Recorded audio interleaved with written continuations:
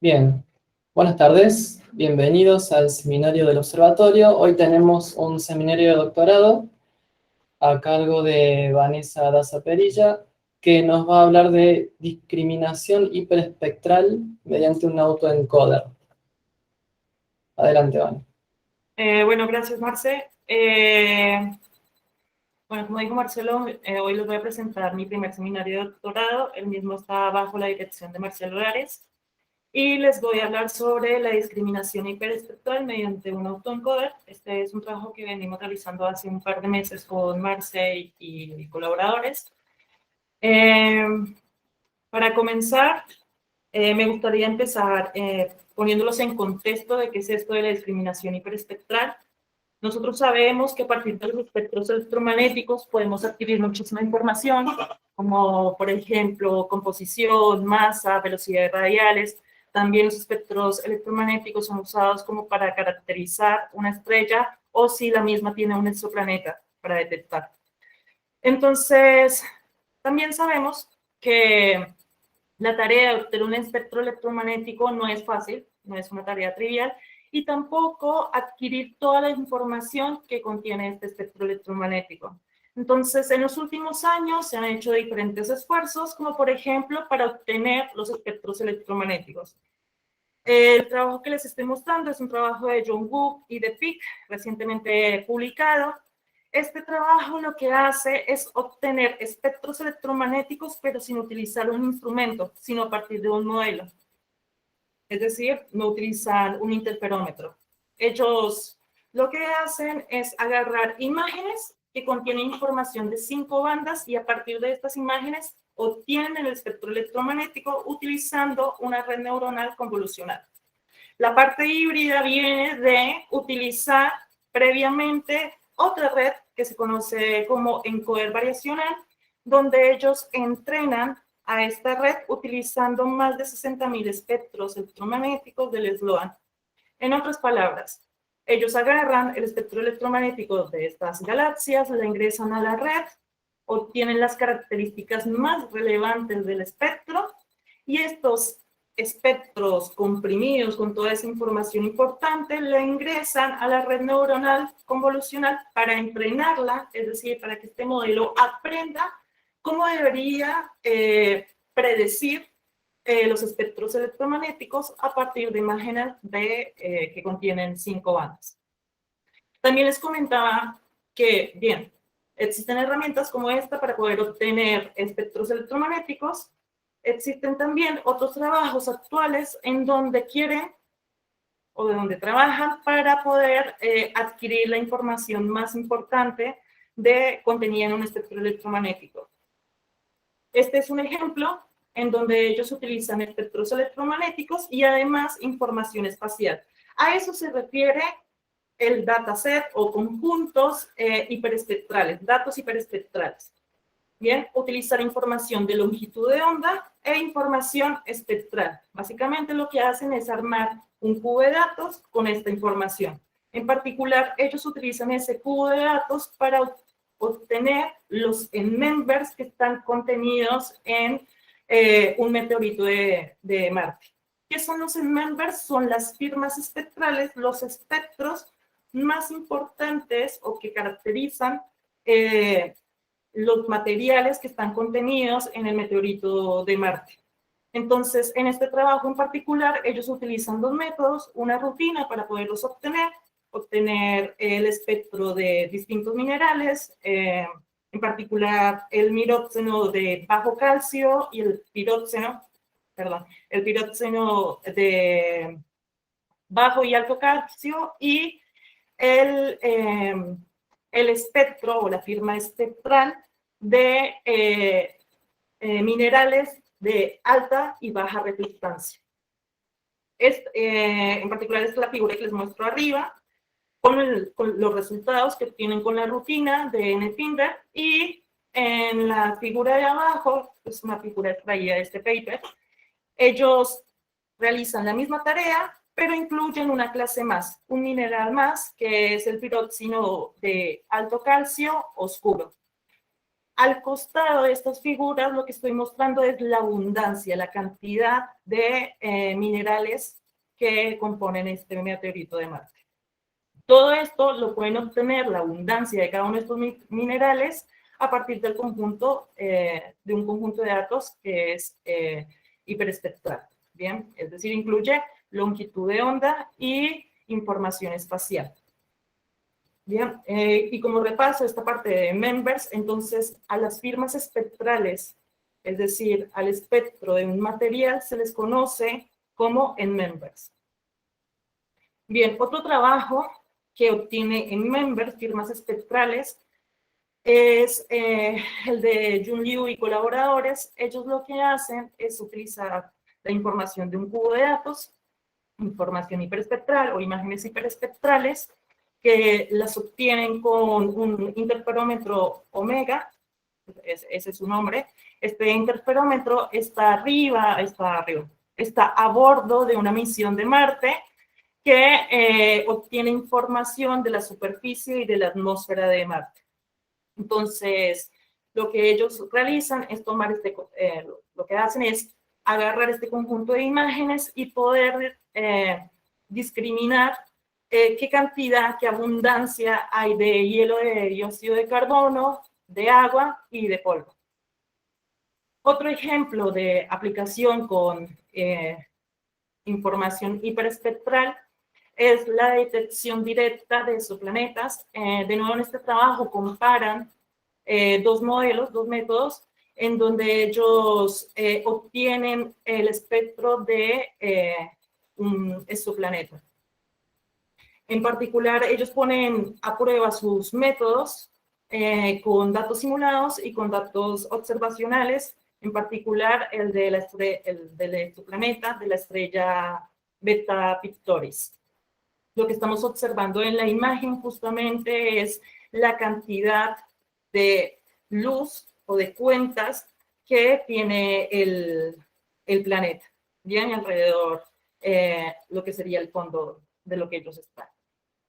Bien, entonces, como repaso para que se entienda un poco esta parte de admisión o discriminación, sería, ellos toman un espectro que contiene el espectro de una estrella y el espectro de un planeta y utilizan métodos clásicos y métodos supervisados para poder discriminar el espectro que está contenido, los dos espectros que están contenidos en un espectro inicial, uno de la estrella y otro del planeta.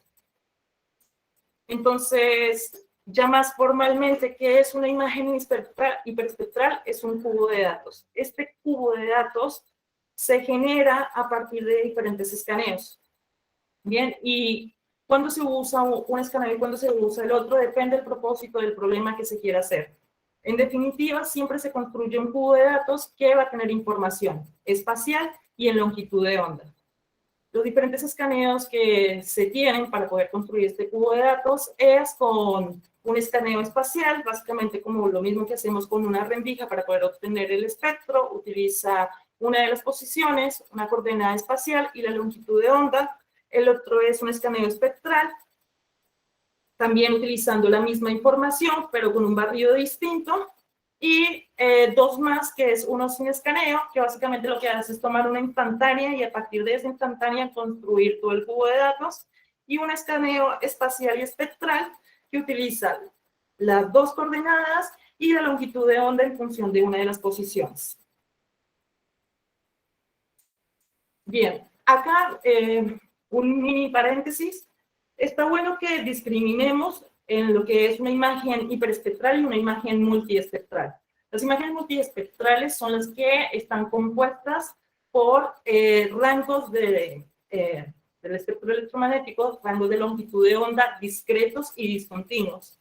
A diferencia de las imágenes hiperespectrales que están formadas por un rango de longitudes de onda continuas y contiguas. En otras palabras, nosotros podemos tener como imágenes multiespectrales, diferentes fases, por ejemplo, del Sol, y con las imágenes hiperespectrales tenemos información del espectro para cada píxel que conforma la imagen. El GIF que les estoy mostrando al lado derecho es justamente un espectro de uno de los píxeles que tiene esta imagen de la galaxia. En particular, nosotros usualmente trabajamos con, o sacamos información de los espectros observando qué líneas aparecen en los mismos. Por ejemplo, acá se observa que a partir de cuando se detalla, se ve en el espectro la línea de nitrógeno, nosotros podemos tener una idea de la formación o que hay formación en el objeto que está sobre la imagen. Bien, entonces, solo para aclarar, esto es distinto, una imagen multiespectral a una imagen hiperespectral. Entonces, las imágenes hiperespectrales, básicamente obtenemos información espacial, información de longitud de onda, y para cada uno de los píxeles voy a tener un espectro. Entonces, si en un píxel cae una sola estrella, yo voy a poder detallar cómo es el espectro de esa estrella. Esto es cuando nosotros tenemos dos cosas buenas, resolución espacial y resolución espectral. Pero ¿qué pasa? Que es lo normal. Cuando nosotros tenemos una baja resolución espacial y una alta resolución espectral. Sobre un píxel podemos tener más de un objeto, más de un material. Y acá es más o menos la idea que les contaba hace un rato, de que vamos a obtener un espectro que contiene espectros característicos de objetos, es decir, en members, las firmas espectrales de diferentes objetos. Y lo que nos interesaría entonces a nosotros es utilizar este espectro o discriminar dentro de ese espectro que en members, que firmas características de ciertos objetos se encuentran dentro de este en member, y cuánto hay de este espectro y cuánto hay de estos en members, qué abundancia hay. Entonces, básicamente acá viene la parte de discriminación hiperespectral. La imagen que está acostada abajo es una imagen alusiva, solo para fijar un poco la idea de que muchas veces sobre un píxel sí es puro, es decir, podemos tener solo, digamos, una estrella, pero en otros píxeles podemos tener la combinación, de espectros, la mezcla de los espectros, como era el caso de la estrella y el planeta. Entonces, saber cuánto hay de un material o de un objeto hace que nosotros planteemos un problema de cómo discriminar los espectros característicos, los members. Pues básicamente esta es el planteo del problema. Nosotros queremos obtener los members, es decir, las firmas espectrales de un cierto material, y cuánto hay de ellos, es decir, la fracción de abundancia en cada píxel. Entonces, para poder resolver este problema, nosotros tenemos que fijarnos si esta mezcla es lineal o no lineal. No lineal básicamente es que la luz interactuó con un gran volumen, con varias capas, y lineal es que la luz interactuó nada más con una superficie o dentro del sensor. Entonces, si nosotros suponemos que tenemos una mezcla lineal y tenemos un cubo de datos, este cubo de datos está compuesto por P espectros, es decir, P píxeles, y además tiene información de B bandas. Entonces, y otro planteo más, y nosotros sabemos o queremos saber la abundancia y los members que se encuentran dentro de este cubo de datos, suponiendo que el número de ellos es R. La discriminación de un espectro en particular de un píxel lo podemos pensar como una sumatoria ponderada de los members más un ruido. Bien, entonces lo que a nosotros nos interesa es suponer que tenemos R members y obtener la abundancia, la fracción de cada uno de estos en un dado píxel.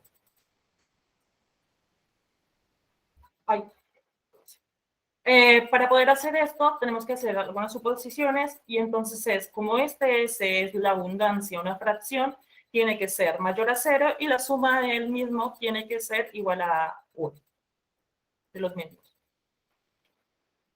Acá un poco más con notación matricial, básicamente la formulación del problema. Esto es considerando entonces todo el conjunto del cubo de datos, que va a ser igual a una matriz donde va a estar compuesta, sus columnas van a ser los members, y una matriz con las abundancias de cada uno de estos members, más un ruido.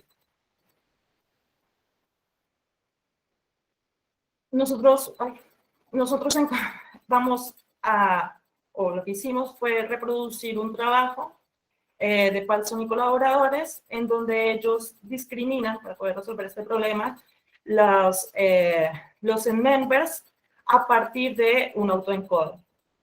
Entonces, para darme a explicar un poco mejor qué es lo que es un autoencoder, primero tengo que definir lo que es aprendizaje automático o machine learning. Dentro del aprendizaje automático hay diferentes técnicas. Una es la técnica supervisada o supervisado, donde lo que se hace es básicamente, muy por arriba, es agarrar un modelo, ingresarle los datos y las salidas, es decir, ejemplos de cómo debería el modelo funcionar, y obtener un programa. Este programa lo que va a hacer es, una vez que ya esté listo y entrenado, es ingresarle los datos y predecirme las salidas.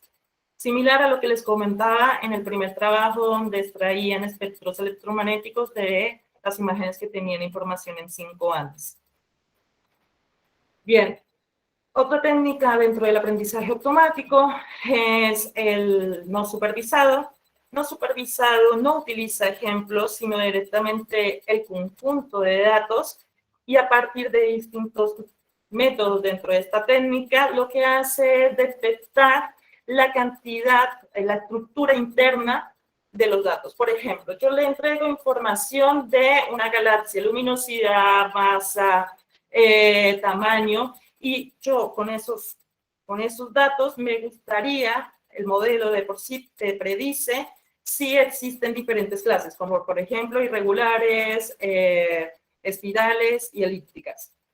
Existen otras técnicas también no tan usadas, o por lo menos en el área de la astronomía, que son el semisupervisado y el por refuerzo. Semisupervisado es básicamente la misma técnica que supervisado, pero con menos datos. Y por refuerzo es muy similar también al supervisado, pero en medio del entrenamiento, según las acciones que tome el modelo, uno lo recompensa o no. Se utiliza mucho en los videojuegos. Bien. Dentro de los modelos de aprendizaje automático se encuentran las redes neuronales. Muchas veces se piensa que estas redes neuronales son usadas solo para el aprendizaje automático supervisado. La realidad es que no, pueden utilizarse para supervisado y no supervisado. ¿Qué es una red neuronal? Una red neuronal es un conjunto de neuronas, cada una de ellas está conectada entre ellas, a veces no. Y este conjunto de neuronas, es decir, una neurona, en realidad lo que contiene son muchos parámetros que van a ser entrenados para que el modelo haga la tarea que nosotros queremos. En otras palabras, a las neuronas le ingresan datos, estos datos van a ser multiplicados por los parámetros dentro de la neurona, va a tener una salida, y esta salida va a entrar a una función que se conoce como función de activación, que básicamente justamente me dice si se activa o no se activa la capa, si sale o no la capa, la neurona, si sale o no sale la salida, o cuánto la voy a valorar, cómo la voy a valorar. Y finalmente, este valor que sale se va a usar para que ingrese a otra neurona o a otras neuronas de la capa siguiente, o va a ser la salida final. Bien. Entonces, más precisamente, yo utilizo una red neuronal, implementamos una red neuronal autoencoder. Esta red neuronal es simétrica y es un modelo no supervisado. Es decir, que no utiliza ejemplos para ajustar sus parámetros. Esta red básicamente lo que hace es recibir datos, les baja la dimensión, los lleva a un espacio que se conoce como espacio latente. En este espacio latente podemos extraer información muy valiosa de lo que le ingresa, como por ejemplo un espectro, y luego, como ya está toda comprimida esta información, la volvemos al espacio al mismo espacio de la dimensión de entrada, o sea, con el mismo tamaño, en otras palabras. Entonces, ingresa una imagen y sale con las propiedades más relevantes sobre esta imagen. Generalmente lo que se conoce la primera parte del autoencoder como encoder, y la segunda parte, es decir, cuando estamos subiendo de nuevo la dimensión del objeto que le ingresamos, como encoder. Bien, entonces ahora sí, ya que tenemos un poco más en claro de los conceptos que se están aplicando o que se van a aplicar para poder resolver el problema de la discriminación en member sobre un píxel, nosotros habíamos planteado entonces que el espectro o el vector espectral es igual a la sumatoria ponderada de los members más ruido. Y además que estas abundancias o fracciones tienen que cumplir que su suma sea igual a 1 y que sean positivas. Por lo tanto, el autoencoder, el modelo que nosotros aplicamos, tiene que sí o sí aplicar estas hipótesis. Entonces, a partir de ahora lo que voy a hacer es contarles cómo es el proceso en detalle de la construcción del autoencoder que logre discriminar que me ayude a obtener la fracción de abundancia. Yo le voy a ingresar un espectro al modelo. Este espectro lo expreso como un vector donde tiene B componentes, es decir, B en un espacio de 156 dimensiones, o más fácil, pertenece a R de B por 1. Tiene esta forma. Al ingresar solo a la red, lo primero que dijimos es que el autoencoder comienza a bajarle la dimensión, por lo tanto, las primeras 4 capas del autoencoder hacen esa tarea. Recuerdan que yo les comentaba que dentro de las redes neuronales hay parámetros, que los denoto como W, que van a ser multiplicados por la entrada, por las componentes del vector espectral, y luego le vamos a aplicar una función que se conoce como función de activación. Ahí vamos a tener una salida. Esta salida luego va a ingresar a la capa 2, donde pasa lo mismo, pero estas operaciones hacen que el tamaño del vector espectral vaya disminuyendo, hasta llevarlo a un espacio que tenga dimensión R, donde R era la cantidad de members que yo creo que hay en el cubo de datos, la cantidad de materiales. Como por ejemplo, cuando hablábamos que teníamos 5 minerales en el meteorito de Marte. Bien, entonces acá es lo mismo que les mostraba anteriormente. Básicamente entra el espectro de un píxel y cada vez que yo le voy haciendo una operación en cada capa del encoder, este va a ir reduciendo la dimensión. Entonces, antes teníamos 156 puntos. Cada punto era información en una banda, suponiendo que tenemos un número de bandas igual a 156. A esta información, a este vector con dimensión B, lo llevamos a una dimensión de 9 por R. Suponiendo que R tiene un valor igual a 3, entonces la dimensión sería 27, y así sucesivamente, hasta llegar al espacio latente, es decir, el espacio de dimensión R o igual a 3, en donde estos 156 puntos están comprimidos ahora en 3 puntos nada más. Bien. Más o menos para tener un esquema, entra el espectro de un píxel,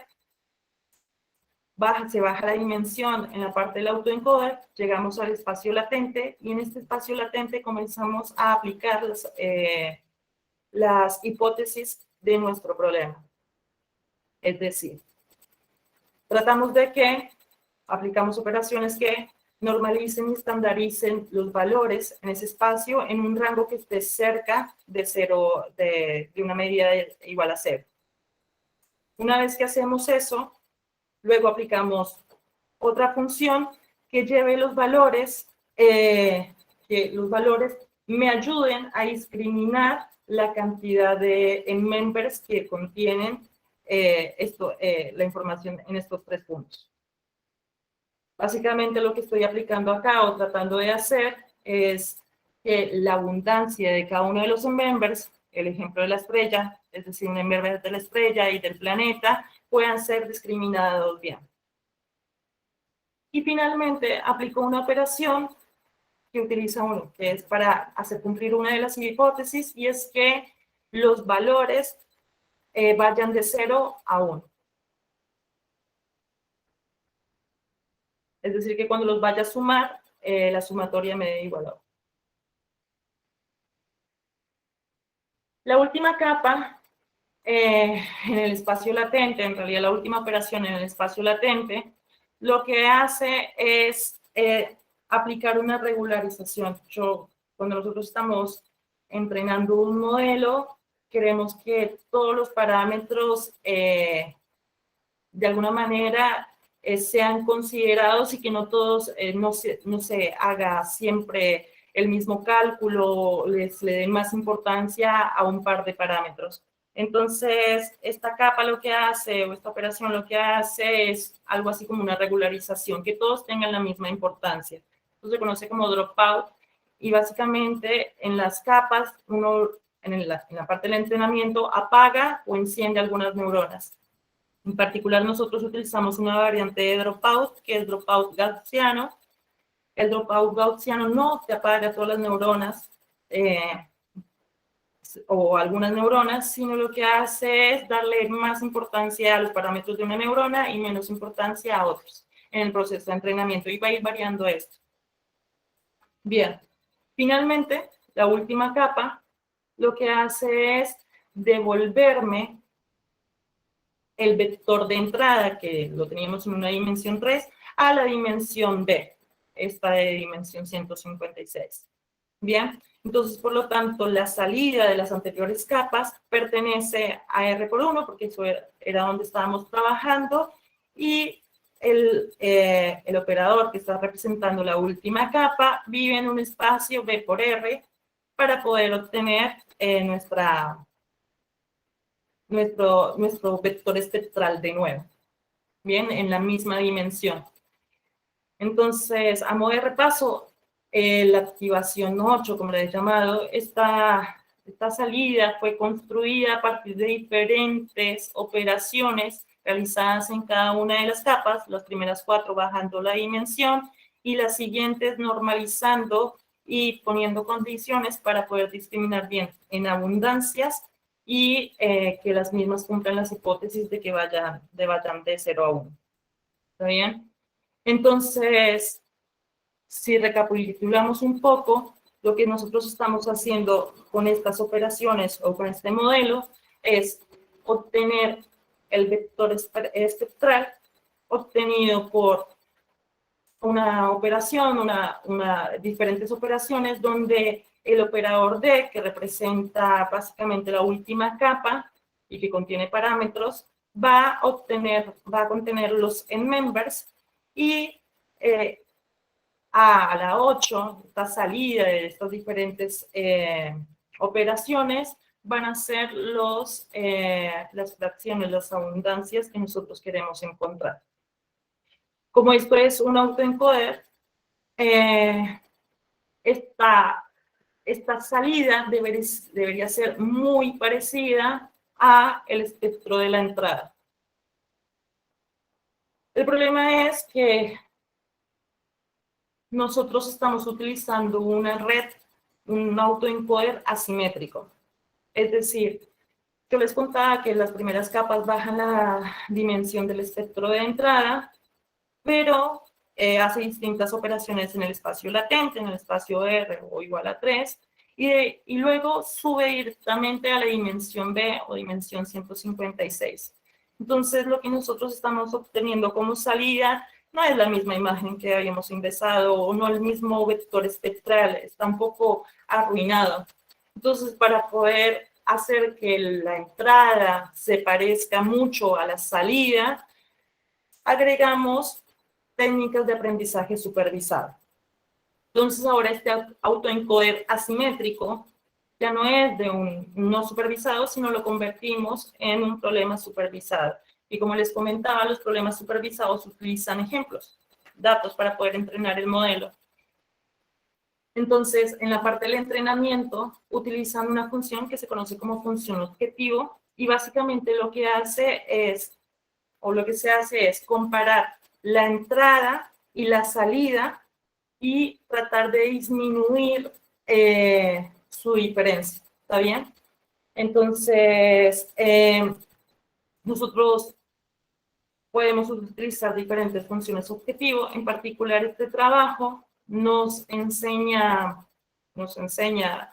que podemos utilizar tanto funciones objetivas que utilicen información, teoría de la información, y funciones objetivos que tengan más en cuenta la geometría. Es decir, que en vez de tratar de disminuir el valor absoluto de los dos espectros, lo que yo trato es de disminuir el ángulo de los vectores espectrales.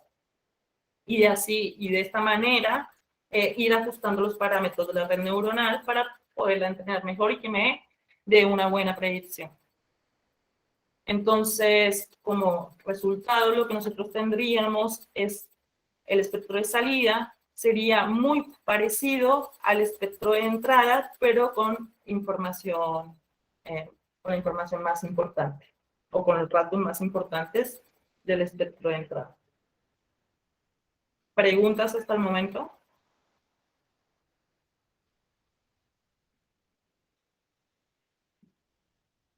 Bien. Aplicación. Para poner en prueba este modelo que en principio es muy parecido al del trabajo de Paulson, le hicimos unas cuantas modificaciones. Nosotros utilizamos una imagen hiperespectral de Samsung.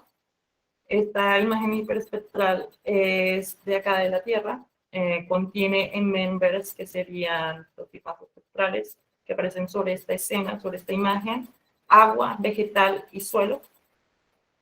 La imagen tiene un tamaño de 95 por 95, es decir, que tiene 9025 píxeles y contiene 156 bandas. A este cubo de datos lo transformamos en una tabla en donde cada píxel está representado como una fila y las columnas, las bandas, están representadas como columnas.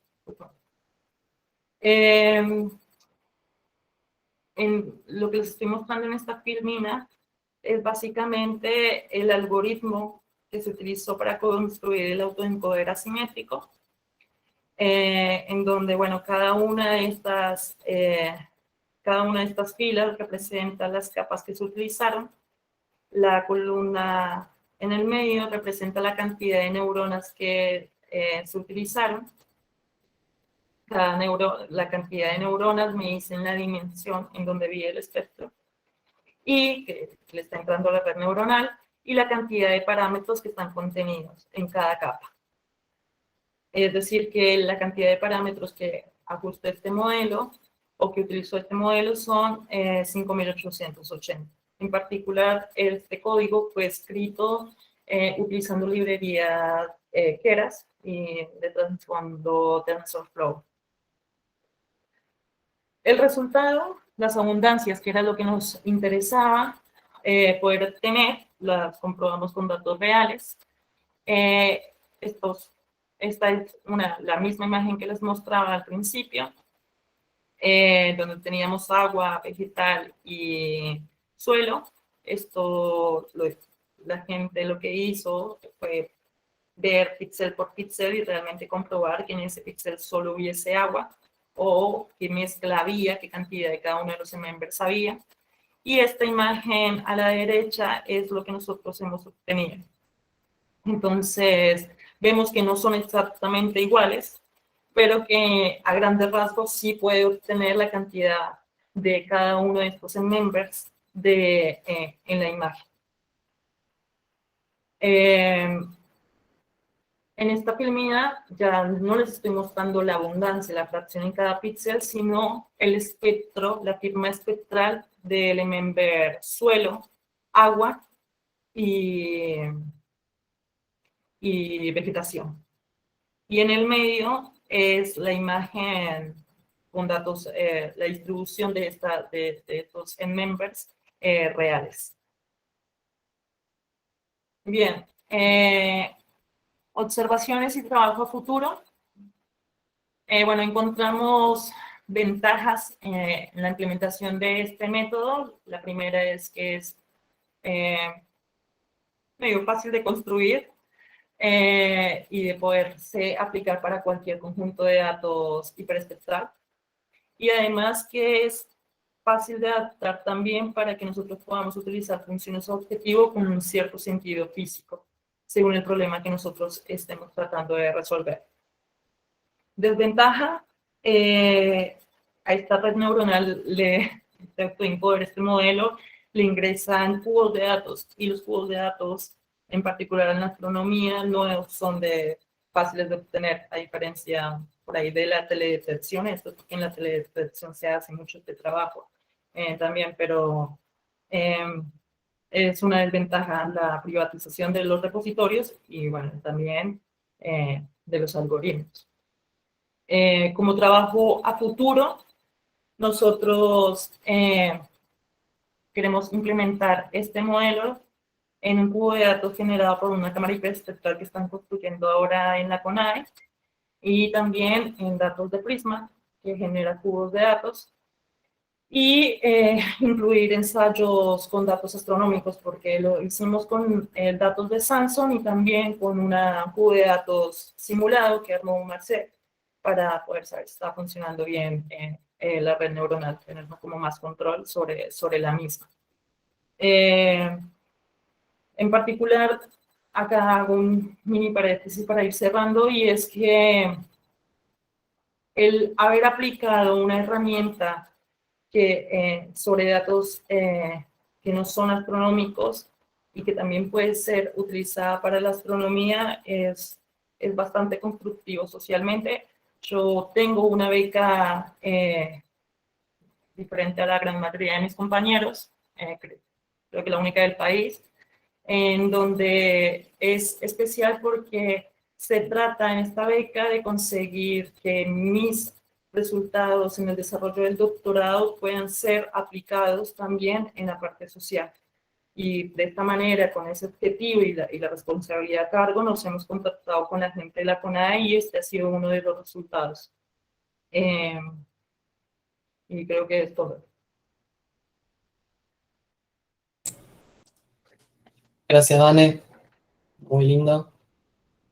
Pasamos a preguntas o comentarios. Marce, ¿puedo hacer una pregunta? Sí, claro. Sí, muy bueno, Vane, todo lo que hicieron. Está genial. Yo entiendo todo el fin de tu beca y todo lo que estás haciendo. Está fantástico que estén laburando ya con los datos que les dan CONAE. ¿Y tenés pensado aplicarlo a algo de astronomía, algún proyecto? ¿Pensaste? Me encantaría, pero Ajá. Justamente es eso, como no es trivial conseguir estos datos, los cubos de datos. Los cubos de datos. Sí, no, estaría bueno ponerlo a prueba. De hecho, o sea, hace poco vi una publicación, todavía no está aprobada, en donde astrónomos saben que se puede utilizar esta herramienta para diferentes tareas, como mostraban en el principio, y lo que hacen es crear datos simulados, tal como nosotros hicimos, y decir, mira, nosotros tenemos este modelo, lo practicamos y la gente de astronomía lo puede poner en práctica, pero no lo pusieron con ejemplos astronómicos. Y ahí ya te muestra que las publicaciones, o por lo menos este ejemplo que yo tengo en conocimiento, utilizan datos simulados porque no es tan trivial conseguir un cubo de datos astronómico. Ah, bien, bien. Y tampoco me parece que sea algo que se charla. Yo por lo menos no he tenido el gusto de hacerlo con otra gente que no sea Marx, del observatorio. Está bien. Gracias, Vane. No, vamos por preguntar. Gracias, Laura. Mariano. Gracias, Marcia. Muy lindo, Vanessa. Dos preguntas. Una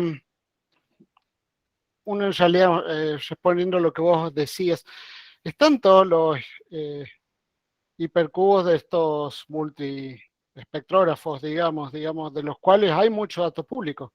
Están los datos de Muse, los datos de Manga, son creo que 30.000 datacubos públicos, una cosa así que datos sobran en astronomía, digamos. Por ahí, bueno, hay que ver exactamente qué problema lo podés aplicar. De hecho, se han aplicado técnicas de este estilo, no exactamente esta.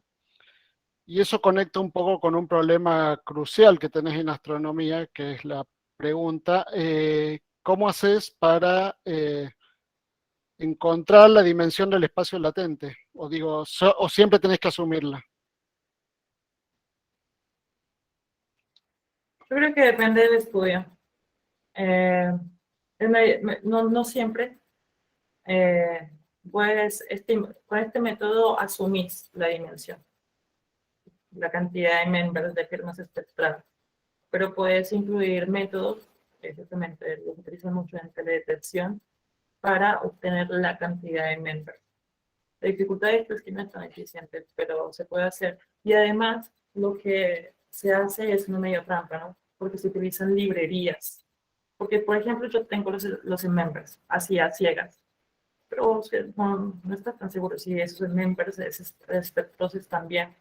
Entonces, lo que generalmente siempre se hace es acompañarlo con librerías de espectro, tal como las de una estrella. Bien. Ya tendrías que distinguirlo. Por eso, pero Probar y podrías decir, utilizar, que acá hay viste, 5.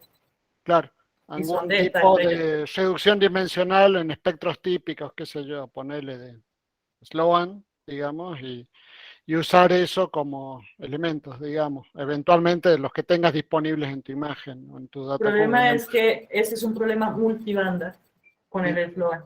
Y lo que nosotros queremos es un problema multiespectral. No, perdón, no estoy hablando de los datos fotométricos, estoy hablando de los datos espectroscópicos.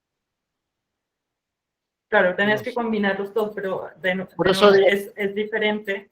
Pero porque... usarlos simplemente para elegir los miembros donde los espectros a los cuales apuntas. Exactamente. Hacer una reducción dimensional en los espectros y usar eso como target para eventualmente el espacio latente. Digo, se me ocurre que puede funcionar. Bueno. Pero digo, hay muchísimos datos en astronomía, digamos. De hecho, cada vez más se ponen. Ahora Gemini creo que va a tener uno importante, digamos. Pero bueno, eso tiene... Pero yo veía repasé el seminario de Rafa, que utiliza cubos de datos, sí. Y mi perspectiva y por lo que estuve googleando no era algo trivial. Está bueno esto del seminario también porque es abrir van quedando públicos, digo, todos los datos de astronomía se hacen públicos, pero Muse tiene ya varios años y hay montones de datos públicos que son los de más calidad.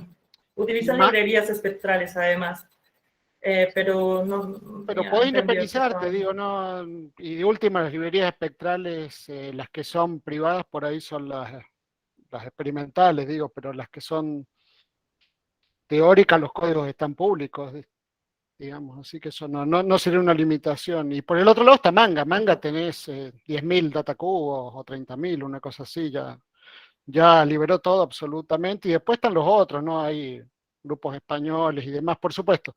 Cambian las dimensiones en píxeles y las resoluciones espectrales, que obviamente tienen todos estos instrumentos, pero bueno, son trabajables. Y por supuesto tienen los problemas de reducción y demás, pero eventualmente los datos están y muchas veces ya en nivel 2, digo, reducidos y toda la historia.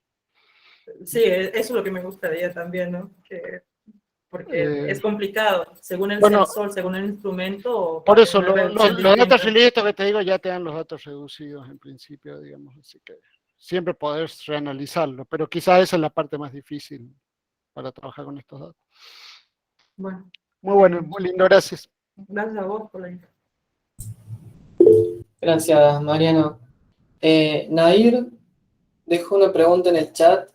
Quería saber qué tamaño tienen los cubos de datos. En tamaño en memoria, parece, en gigas.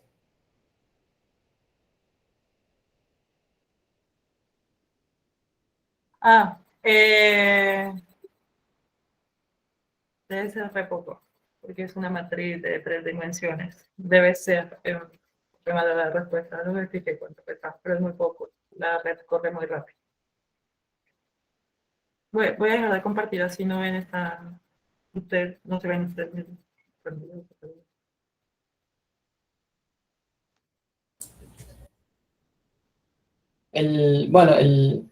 Por ejemplo, la imagen que usaste de Samsung eran 95 por 95 por 168, ¿era?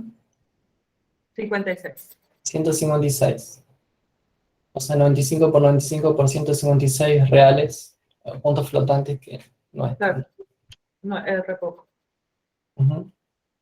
Esa es una versión como limitada, ¿no? Del conjunto de datos de Samsung. Es un recorte, se le conoce como una escena. Ujú. Gracias, Mariano. Le voy a echar una Bueno, ojeada. Gabriel, no sé, Gaby, si querés comentar, si no dice por chat que hay disponibles datos de Muse, Manga, Califa, Camos 3D y posiblemente Gemini también. Bueno, cualquier cosa después les pregunto si no los puedo obtener, pero me parece que este seminario sirvió para tirarme los cubos de datos en la cara. Sí hay datos. Pasa que en Porque realidad lo puedo aplicar y cerrar el trabajo. yo voy a comentar que no, este trabajo no es directamente el trabajo de tesis de Vanessa.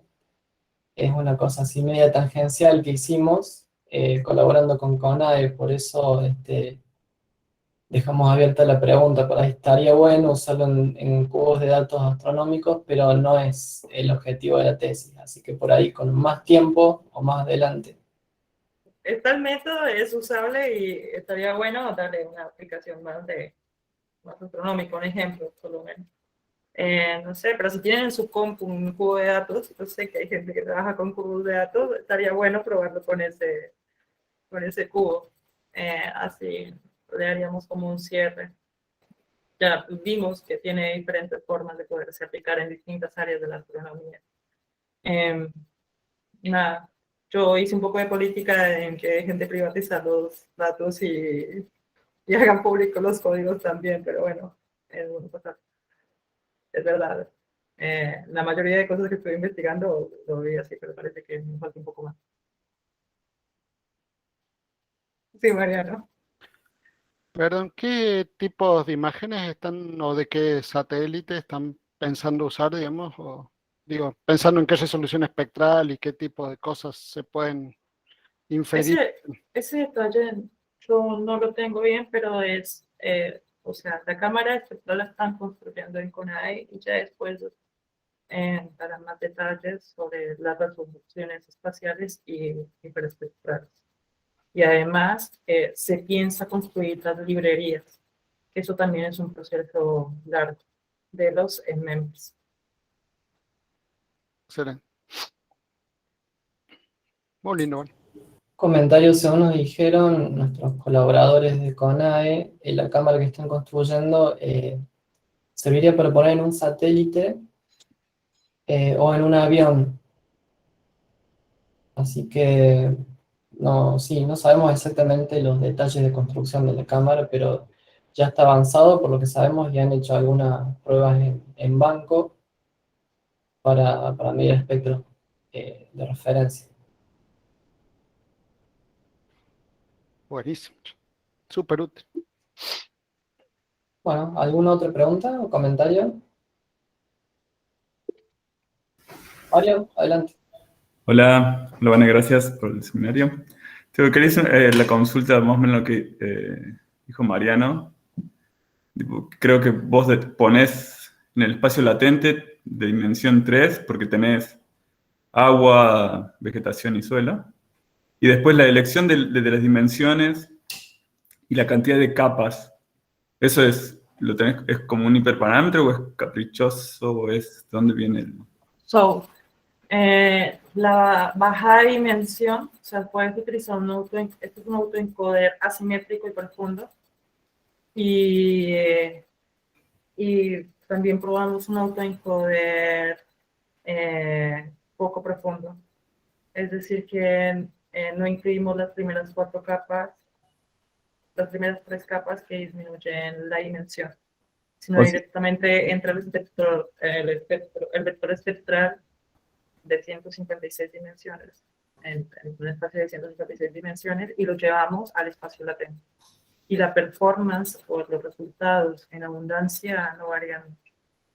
Pero resultó mejor según las funciones de activación que yo utilicé y la cantidad de datos de entrenamiento que le iba ingresando para que fuese arreglando los parámetros, según las variables que tenía mi modelo, el que contiene las 4 capas, las primeras 4 capas de reducción.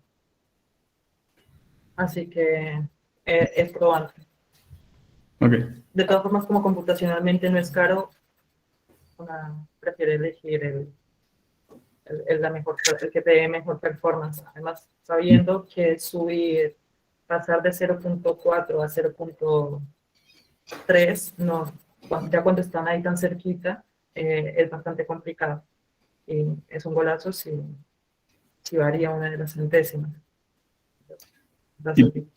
Otra pregunta que tengo, perdón que no tengo mucha idea de nada de esto, pero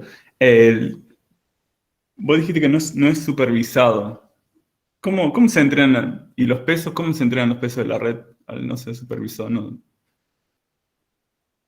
¿O entendí mal? Se le incluye después la parte supervisada. Le incluís una parte supervisada. Eso dijiste. Ok. Claro. Como es un autoencoder asimétrico, la imagen, sale zombies feos.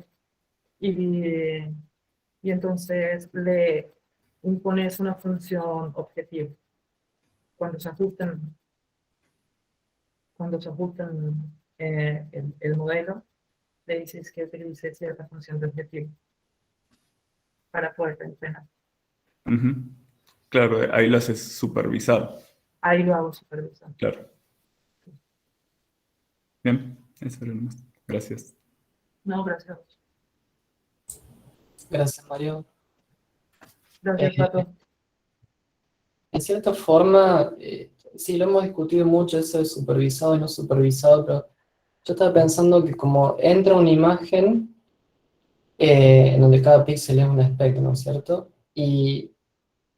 O mejor dicho, entra un espectro por vez a la red, y lo que se espera a la salida es el mismo espectro. Entonces, en ese sentido es casi no supervisado. No se va a decir, ¿te parece lo que estoy diciendo? No es que uno tiene un conjunto de datos X y un conjunto de predicciones Y, sino que tiene un conjunto de datos y el mismo conjunto de datos se usa para encontrar los pesos. Entonces, por más que estamos calculando los pesos, no hay etiquetas de por medio. Eso iba a decir. Generalmente en el superpasado uno dice, bueno, yo quiero que me den galaxias espirales elípticas e irregulares. Ya tienen una etiqueta, los datos. Y acá no, la etiqueta son los propios datos. De esa forma lo hace supervisado. Es la primera vez que el encoder siempre para mí era no supervisado, y cuando me costó entender cómo lo hacían supervisado.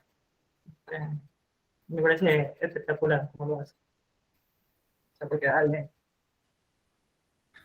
Eso era que me había quedado, porque ahí, como dijo Marce, vos tenés una imagen que es 95 por 95, donde cada píxel tiene, digamos, su espectro, y, digamos, lo que sería un ejemplo es un píxel con su espectro. Eso es un ejemplo que le haces pasar.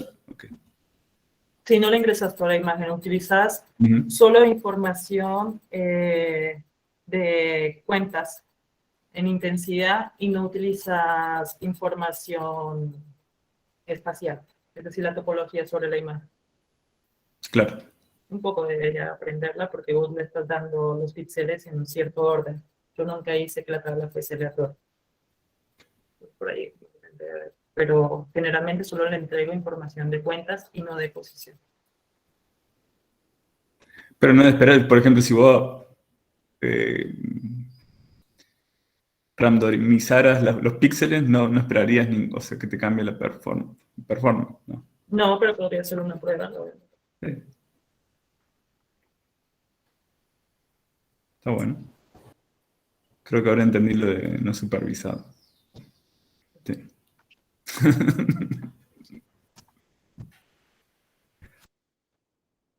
Bien, gracias, Mario. ¿Alguna otra pregunta o comentario? No veo en el chat o manos levantadas, perdón si se me pasó alguna. Creo que no. Bueno, entonces, gracias de nuevo, Vane, por el seminario muy lindo. Gracias a todos por participar. Y nos vemos la próxima, entonces. Laura. Gracias, Vane. No, gracias a ustedes. Y gracias, Mariano y Gaby, por los datos, la información. Muy bueno. Está muy bueno los datos esos, digamos. Lo que pasa es que son grandes, ¿no? Son muchos voxels en general. Está bueno. Hay gente, digamos, que mismo en el observatorio que trabaja con este tipo de datos, digamos. El tema, bueno, hay que adaptarle la técnica a cada problema particular, ¿viste? Pero es totalmente susceptible. De hecho, los he visto utilizando este tipo de cosas en los papers, digamos. Lo que pasa es que, bueno, es un área que se ha desarrollado en sí, ¿viste? Pero...